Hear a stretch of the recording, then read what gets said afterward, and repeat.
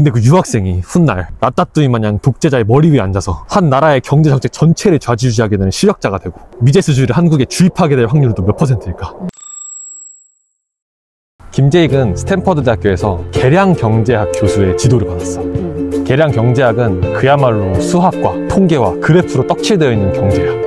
뭐 워낙 천재였으니까 거기서 인정을 받았지. 오죽하면 나중에 스탠퍼드에서 김재익을 기리기 위해서 김재익 룸이라는 세미나룸을 하나 따로 만들 정도였어. 그리고 거기서 우연히 남덕우를 다시 만났어. 남덕우 혹시 기억나? 김재익이 유학 가려고 했을 때 서강대 유명 경제학과 교수를 찾아가서 상담받았다고 했잖아. 훗날 박정희 정부의 핵심 인사가 된. 그때 남덕우가 스탠퍼드의 객원 교수로 1년 동안 와 있었던 거야. 그래서 그 남덕우를 통해서 계량경제학 이외에도 경제학 전반에 대한 관심을 굉장히 자극을 받았지, 김재익이. 그리고 그때 미제스를 접한 거야.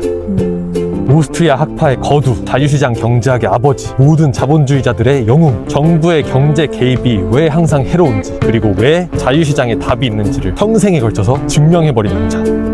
사실 김재익이 어디서 어떻게 미제스의 책을 접했는지에 대한 구체적인 기록은 남아있지 않아. 다만 김재익이 이 시기에 미제스에 빠져들어서 완전히 탐독을 하고 훗날에도 모든 사람들에게 김재익의 책을 선물하고 전도를 할 정도로 김재익에게 푹 빠졌다는 사실은 알 수가 있지. 미제스는 전체주의에 반대하고 자유와 민주주의를 추구했어. 국제국가였던 당시의 한국을 바라보는 김재익의 안타까운 시선은 자유롭고 민주적인 분위기였던 미국에서 더욱 강화됐지. 그때는 뭐 정치가 자본주의를 비틀면서 개인의 자유를 억압하는 일이 허다했으니까. 김재익은 개인과 자유에 대한 신념이 있었고 미제스는 그 신념을 강화시켜줬던 거야. 여태 배운 허다한 경제학 이론이 언제 어떻게 정부가 개입해야 되는지를 나름대로 과학적이랍시고 가르쳐주고 있는 반면에 미제스는 정부가 언제나 자유의 적이고 항상 경제의 회방꾼이라고 얘기했거든. 그게 김재익한테는 더 꼴렸던 거야. 특히 이제 김재익의 수학이나 기계에 되게 능통했다 그랬잖아. 미제스가 말했던 것처럼 모든 수요와 공급을 국가가 계산할 수는 절대 없다고 김재익도 봤던 거야.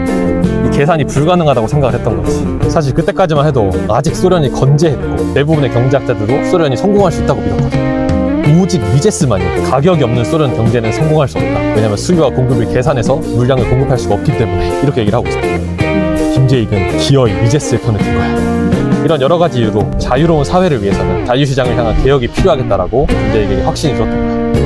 두 번째, 미제스는 김재익에게 돈을 뽑아서 하는 경제정책은 어떠한 경우에도 성공할 수 없다는 믿음을 제공했어.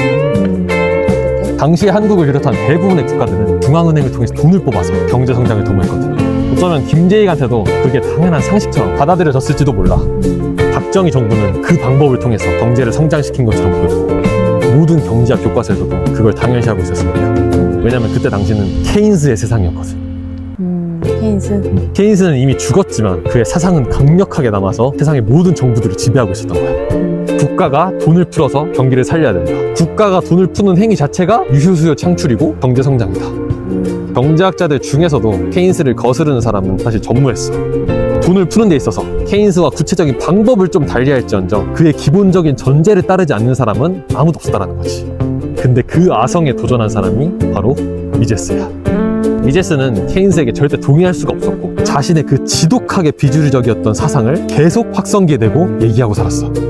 평생 그랬지. 평생 그랬어. 인위적인 통합 팽창으로는 절대로 경제가 성장할 수 없다. 외견상으로는 성장하는 듯 보이지만 그건 가짜다. 케인스는 눈에 보이는 성장만을 고려하고 물가 상승은 전혀 고려하지 못했다. 가짜 호황은 곧 거품이 꺼질 것이고 곧 불황이 찾아올 것이다. 케인스가 장기적으로 우리는 모두 죽는다 라는 무책임한 말로 자기의 되게 근시안적인 정책을 옹호했다고 얘기했던 거 기억나? 그거에 대해서 미제스는 이렇게 일갈했어. 우리가 기억해야 할 일은 우리가 모두 반드시 죽게 되리라는 것이다. 그러나 우리는 우리가 살아야 할 짧은 기간이나마 가능한 한 최선의 방법으로 우리의 세상사를 처리해 나가야 한다. 그리고 그 목적을 위해 반드시 필요한 조치 중에 하나가 인플레이션 정책을 포기하는 것이다. 김재익은 세상의 모든 경제학자들을 다 등지고 미제스를 따르기로 했어. 가짜 성장으로 불황의 위기에 직면하고 있고 물가 폭등으로 인해서 서민 경제가 도산 직전인 한국을 개혁하기 위해서는 케인스가 아니라 미제스가 필요하다고 생각했던 거야. 그리고 그 선택이 한국 경제의 유턴을 이끌어내지. 그리고 마지막 세 번째, 김재익이 볼 때 미제스의 경제학은 인간이라는 게 살아 숨쉬는 경제학이었어. 사람들은 자본주의, 자유주의 하면은 황금지상주의, 물질 만능주의 이렇게 생각을 하고 휴머니즘이 하나도 없다고 생각을 하는데 사실 그것만큼 진정한 오해가 없어. 자본주의 하면 어떤 느낌이 들어? 막 이름만 들어도 막 부익부 빈익빈을 옹호하는 그런 차가운 사상같이 느껴지잖아. 현실은 자본주의는 모든 개인의 자유를 옹호하는 사실상 반체제의 이름이야.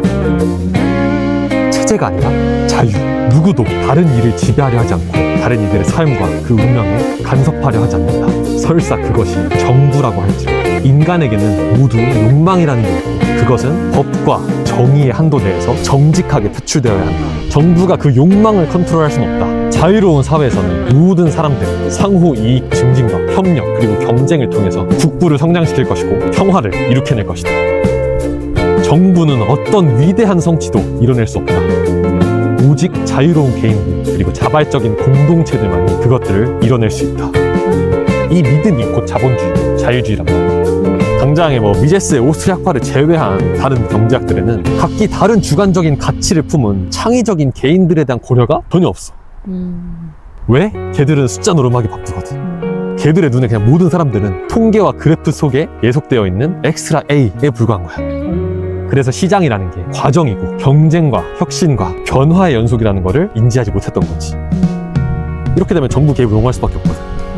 시장은 멈춰있지 않고 문제를 계속 해결하려 드는데 정부가 인위적으로 개입해서 그 문제 해결의 메커니즘을 망쳐놓는 거야.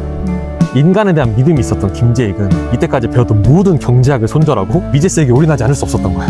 그럼 지금까지 석사, 박사 땄던 걸 아예 거기서 방향을 튼 거야? 그치. 스탠포드 거기서? 배워온 거는 계량 경제학이고 수학과 통계로 하는 경제 노름이고 정부가 어떻게 개입을 하는지를 막 배웠지만 이때까지 내가 배운 것들은 다 쓸모가 없었구나. 왜냐면 그들이 가르쳐준 거는 정부가 어떻게 경제에 개입해야 되는지 내가 지금 깨우친 진리는 정부는 경제에 개입하면 안 된다라는 거였기 때문에. 자, 이 둘의 만남이 얼마나 미친 짓이었냐면 당시 한국에는 미제스는커녕 자유주의 경제학이라는 개념 자체가 알려지질 않았어. 한국인으로서 최초로 한 거야? 그치, 거의 그렇다고 볼 수 있지. 자유라는 측면에서 자유민주주의 정부로 수립이 됐기 때문에 공산주의였던 북한보다는 사정이 나았지만 그래도 정부가 경제에 개입한다 라는 그 공식이 깨진 적은 없었거든. 미제스는 유럽에서도 쫓겨나다시피 해서 미국으로 건너온 사람이고 경제학계 내에서도 아는 사람이 별로 없어.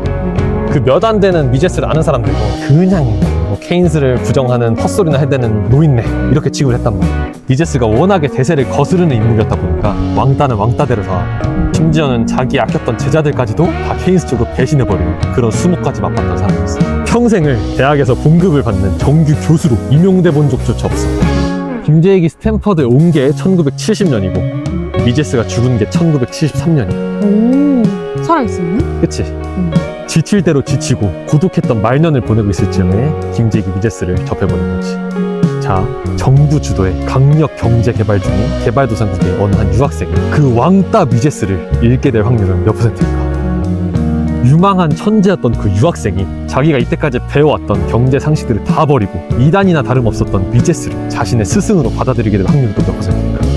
근데 그 유학생이 훗날 라따뚜이 마냥 독재자의 머리 위에 앉아서 한 나라의 경제 정책 전체를 좌지우지하게 되는 실력자가 되고 미제스주의를 한국에 주입하게 될 확률도 몇 %일까?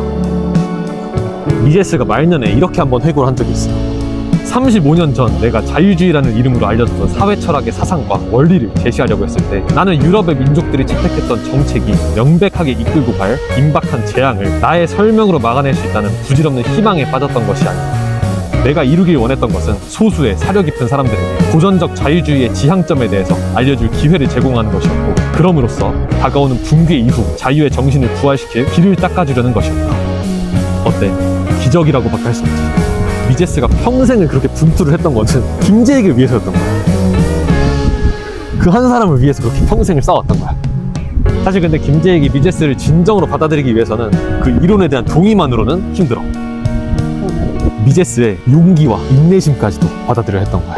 김재익이 혹여나 100만 분의 1의 확률로 한국 경제의 실권자가 된다고 치자. 만약 그런다 할지라도 선비 같은 스타일의 유순한 김재익이 자유주의를 향한 무시무시한 반발을 다 견디면서 꿋꿋하게 버틸 수 있을까? 그거는 보통 강단으로 안 되는 거거든. 엄청 힘들었을 것 같아. 그치. 자유주의자는 굽히지 않는다. 타협하는 자는 자유주의자가 아니다. 악에 굴하지 말고 더욱 용감하게 악에 맞서 싸워라. 스승의 좌우명을 자신의 좌우명으로 삼고 자유주의를 향한 꺾이지 않는 마음을 품게 될 때 진정한 미제스주의자가 되었다고 볼 수 있는 거지. 그제서야 이제 하산하거라 하는 소리를 들을 수 있게 됩니다. 김재익은 미제스가 죽은 해였던 1973년 하산을 해서 귀국을 했고 그는 한국에서 과연 진정한 미제스주의자로서의 길을 걸어갈 수 있을까? 빠밤.